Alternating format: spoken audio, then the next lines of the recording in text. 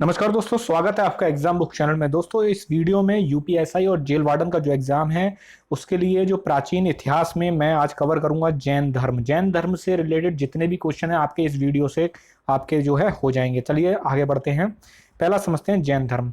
देखिए, जैन धर्म में कुल जो है 24 तीर्थंकर हुए। क्वेश्चन सीधा आ जाता है कि जैन धर्म में कुल कितने तीर्थंकर हुए, तो आपको लगाना है 24 तीर्थंकर हुए। क्वेश्चन ये भी आता है कि जैन धर्म के पहले तीर्थंकर कौन थे, तो वो थे ऋषभदेव जो थे जैन धर्म के संस्थापक थे, और इनका प्रतीक जो था वो था सांड। मतलब क्वेश्चन में जो है प्रतीक भी आ जाता है कि जैन धर्म के प्रथम तीर्थंकर का कौन सा, जैन धर्म के प्रथम तीर्थंकर का कौन सा जो है प्रतीक था, तो उनका सांड था। फिर उसके बाद 23वें जो है आपके जो हुए वो हुए पारसनाथ। बीच के जो भी हैं वो ज्यादा इंपॉर्टेंट नहीं है, आपके एग्जाम के लिए बस यही इंपॉर्टेंट है। 23वें जो थे वो पारसनाथ थे। आपने सुना भी होगा जैसे पारसनाथ प्लाजा, पारसनाथ जो है, बहुत सारी ऐसी बिल्डिंग्स के नाम दे दिए जाते हैं। तो पारसनाथ जो थे वो 23वें थे जिन्होंने जैन धर्म को सुनियोजित और व्यवस्थित किया। मतलब एक तरीके से बिखराव जो था वो उन्होंने वहां पर आके कंसेंट्रेट कर दिया। इनका प्रतीक जो था वो था सर्प, सांप। उसके बाद जैन धर्म के अंतिम जो आपके तीर्थंकर हुए उनका नाम था महावीर स्वामी। महावीर जो स्वामी जो थे वो जैन धर्म के वास्तविक संस्थापक हैं। क्वेश्चन कई बार आया है कि जैन धर्म के वास्तविक संस्थापक का क्या नाम था, तो वो थे महावीर स्वामी। इनका प्रतीक जो था वो शेर था। देखिए, बहुत ही ज्यादा आप लोग ध्यान से पढ़िए, क्योंकि एक भी चीज अगर आप चूक जाते हैं तो वहां आपका 2 नंबर का क्वेश्चन बिल्कुल खत्म हो जाएगा और यूपीएससी में 2.5 नंबर जाएगा आपका। ठीक है, उसके बाद महावीर स्वामी के बारे में पढ़ते हैं हम। महावीर स्वामी का जन्म जो था वो 540 ईस्वी पूर्व हुआ था। ईस्वी पूर्व हुआ था कुंडग्राम में। ठीक है, कुंडग्राम में इनका जन्म हुआ था। कुंडग्राम वैशाली के पास। ठीक है, वैशाली कुंडग्राम में इनका जन्म हुआ था। मृत्यु कहाँ हुई? देखिए, जैन धर्म में मृत्यु को निर्वाण कहा जाता है, तो मृत्यु हुई 468 ईसा पूर्व। देखिए, जो ईसा पूर्व की जितनी भी सन मिलेंगी वो आपको बड़े से घटते हुए क्रम में मिलेंगी, और जब खाली ईस्वी आने लग जाएगा तो वो घटते से बढ़ते क्रम में होगी। जैसे आज हम देखते हैं कि हम बोलते हैं 2020 ईस्वी। ठीक है, तो 2020 साल पहले से जब हम उससे ऊपर चलेंगे तो उसमें बोलते थे हम ईस्वी पूर्व। ठीक है, इनका मृत्यु कहाँ हुई थी, निर्वाण कहाँ मिला था इनको? पावापुरी राजगृह में। क्वेश्चन, एक एक क्वेश्चन मैंने सिर्फ वही चीजें ली हैं जो पेपर में आती हैं, इसीलिए आप ध्यान से पढ़ेंगे, आपका कोई क्वेश्चन आपका छूटेगा नहीं। अगर आप जीएस ना भी पढ़ते हैं तब भी आपका इसमें हो जाएगा। बचपन का नाम क्या था? बचपन का नाम वर्धमान था। पत्नी का नाम क्या था? यशोधरा।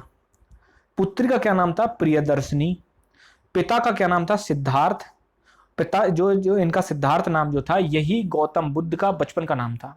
और माता का नाम क्या था? त्रिशाला। आपने इसको पढ़ लिया, अब उसके बाद आगे बढ़ते हैं। देखिए, प्रथम अनुयायी कौन थे? जब इनको जो है क्या आपका जब ज्ञान प्राप्त हो गया, ज्ञान को इसमें कैवल्य बोला गया है, ज्ञान को यहाँ कैवल्य बोला जाता है जैन धर्म में। तो जब इनको कैवल्य प्राप्त हो गया तब प्रथम अनुयायी कौन था? जब इनको फॉलो करना शुरू करा तो उसका नाम था जमील, जो कि इनके खुद के दामाद थे। उसके बाद प्रथम भिक्षुणी, मतलब जो फीमेल जो अनुयायी जिनको भिक्षुणी कहते हैं वो कौन थी? वो थी चंपा या चंदना। ये दोनों नाम एक ही हैं, एक ही मतलब इसमें लेडीज के नाम है ये। ज्ञान जो जिसे कि कैवल्य किया गया है कि प्राप्ति किस उम्र में हुई थी, तो 42 वर्ष की उम्र में इनको जो है ज्ञान की प्राप्ति हो गई थी। ज्ञान कहाँ प्राप्त हुआ? तो जरंबिका ग्राम में इनको प्राप्त हुआ था। ज्ञान किस नदी के किनारे प्राप्त हुआ? तो ऋजुपालिका नदी के किनारे इनको ज्ञान प्राप्त हुआ था। ज्ञान किस पेड़ के नीचे हुआ? तो साल का पेड़ था।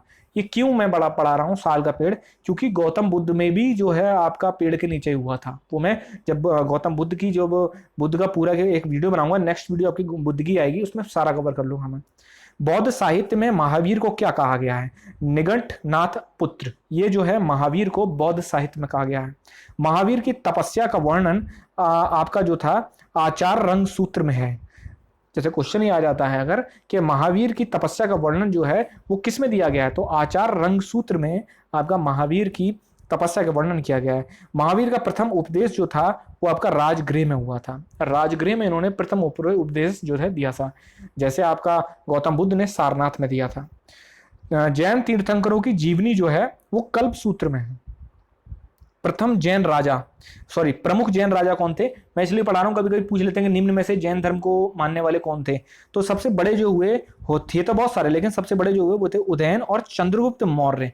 क्वेश्चन सबसे ज्यादा चंद्रगुप्त मौर्य को लेकर आता है क्योंकि बहुत बड़ा एक आपका राजा थे। आगे बढ़ते हैं। फिर है जैनियों के 5 महाव्रत होते हैं। क्वेश्चन ये भी आ सकता है कि जैनियों के कितने महाव्रत होते हैं, तो 5 होते हैं। और अगर वो ऐसे देता है कि निम्न में से जैनियों का कौन सा महाव्रत नहीं है, तो अहिंसा, सत्य, अपरिग्रह मतलब संपत्ति का ना रखना, संपत्ति का लालच ना होना या संपत्ति का ना रखना, अस्तेय मतलब चोरी नहीं करना, और ब्रह्मचर्य।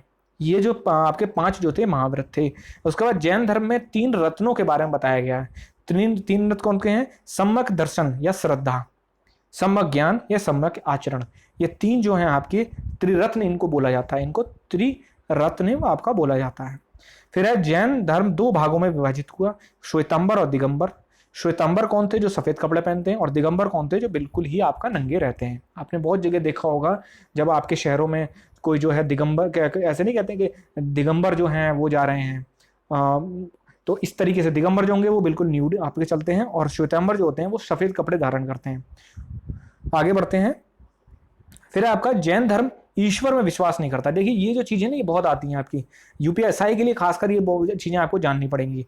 जैन धर्म ईश्वर में विश्वास नहीं करता, पुनर्जन्म को ये मानते हैं, और कर्मवाद को भी ये मानते हैं। पुनर्जन्म और कर्मवाद, कर्मवाद मतलब कर्म में विश्वास रखते हैं कि हाँ कर्म, जैसा कर्म करोगे वैसा फल भोगोगे, और अगर कर्म नहीं करोगे तो इस तरीके से जो फिलॉसफी है।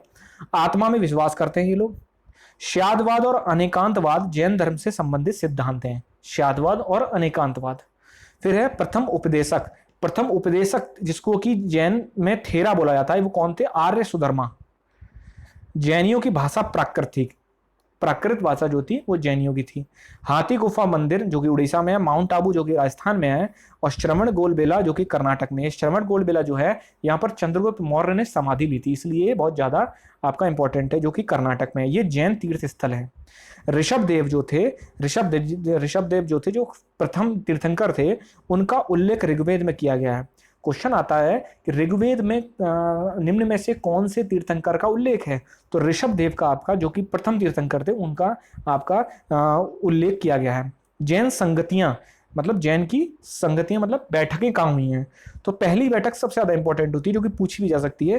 322 ईस्वी पूर्व में पाटलिपुत्र में हुई थी, चंद्रगुप्त मौर्य के शासनकाल में, और अध्यक्ष जो थे वो थे स्थूल बाहु जो थे वो आपके अध्यक्ष थे। फिर 512 ईस्वी में हुआ, नॉट ईस्वी पूर्व में, ईस्वी में हुआ वल्लभी गुजरात में। इसमें आपको अध्यक्ष जानने की जरूरत नहीं, क्योंकि नहीं आता है वो, क्वेश्चन यही आते हैं आपके। ठीक है, तो दोस्तों ये जो था ये जैन धर्म से रिलेटेड आपका संबंधित पूरे के पूरे जितने क्वेश्चन होंगे आपके इससे निकल जाएंगे। मैं अगली वीडियो बौद्ध धर्म से बना रहा हूँ, और आप पढ़ते रहिए बढ़िया तरीके से। हिंदी की भी क्लासेस आपकी 1-2 दिन में शुरू होने वाली हैं। हिंदी आपकी जब क्लासेस शुरू होंगी तो 15 या 20 दिन में आपकी पूरी हिंदी कंप्लीट करा दी जाएगी। जीएस आपकी लगातार चलती रहेगी। मैंने आपको बताया है कि कॉन्स्टिट्यूशन के लिए ही मैं अलग अलग पढ़ाऊंगा, यूपीएसआई और जेल वार्डन के लिए बाकी सारी जीएस में कंबाइन करके कराऊंगा। जो लड़के इसमें बैठेंगे वही बच्चे जो है यूपीएसआई में ही बैठेंगे, इसलिए अच्छे से सीरियसली में तैयार करते रहिए। आप जेल वार्डन से निकल के तुरंत एकदम यूपीएसआई की तैयारी में आप लोगों को जाना चाहिए, क्योंकि यूपीएसआई अगर अगस्त तक नोटिफिकेशन आ जाता है तो दिसंबर में एग्जाम हो जाएगा। Thank you.